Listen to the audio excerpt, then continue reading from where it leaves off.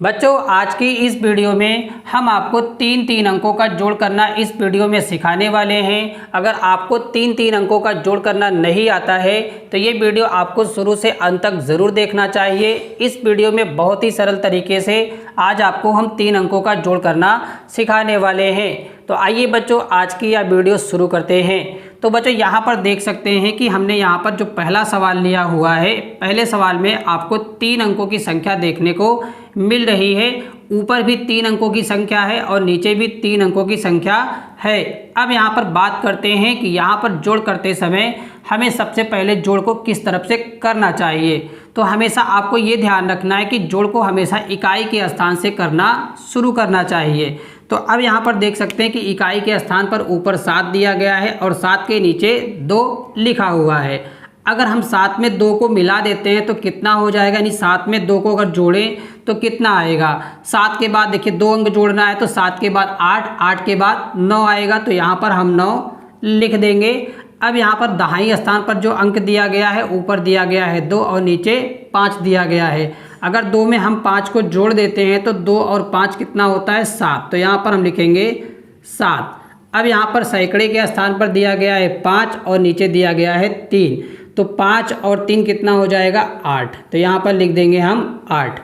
अब यहाँ पर देखिए इकाई के स्थान पर दिया गया है 9 और नीचे दिया गया है 0। अगर 0 को ऊपर कर दें या 0 को नीचे कर दें, अब संख्या में अगर हम 0 को जोड़ते हैं तो हमें जो यहाँ पर संख्या लिखी होती है वही संख्या यहाँ पर लिखना होता है। तो यहाँ पर 9 और 0 दिया है तो यहाँ पर हम 9 लिख देंगे। अब 5 और 4, देखिए 5 में अगर 4 जोड़ते हैं तो 5 और 4 कितना हो जाता है, 9, तो यहाँ पर इस सवाल में लिखेंगे हम 9। अब यहाँ पे 2 और 3, 2 में अगर 3 को जोड़ेंगे तो कितना हो जाएगा, 5। अब यहाँ पर देखिए सवाल नंबर 3 में दिया गया है आपका यहाँ पर ऊपर इकाई के स्थान पर 2 और नीचे लिखा गया है 6, तो 2 और 6 कितना होता है, 8, तो यहाँ पे लिखेंगे 8। 3 और 4 हो जाएगा यहाँ पर 7, 7 और 1 8। अब यहाँ पर आपको इस सवाल में थोड़ा ध्यान देना है कि यहाँ पर आपको हासिल देखने को मिलेगा। अब देखिए इस सवाल को भी इकाई के स्थान से करना शुरू करेंगे। अब यहाँ पे ऊपर दिया गया है 5 और नीचे 8, 5 और 8 कितना होता है, 13, तो 13 कितने अंकों की संख्या होती है, 13 में 2 अंक होता है। तो यहाँ पर आपको हमेशा ये ध्यान रखना है जो इकाई के स्थान पर अंक होगा 3, उसको यहाँ पर लिखना है। तो यहाँ पर हम 3 लिख लेंगे। अब हासिल हमारे पास कितना बचेगा, 1, तो 1 हासिल हम कहाँ लिखेंगे, दहाई के ऊपर। अब यहाँ पे 3 और 5 कितना होगा, 8, 8 में 1 हासिल जोड़ेंगे 9, तो यहाँ पर 9 लिख देंगे।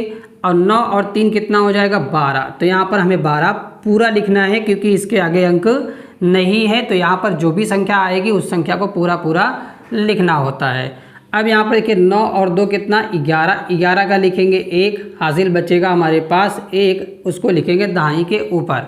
5 और 8 13, 13 और 1 14, 14 का यहाँ पे लिखेंगे 4, हासिल बचेगा 1, इसको लिखेंगे सैकड़े के ऊपर।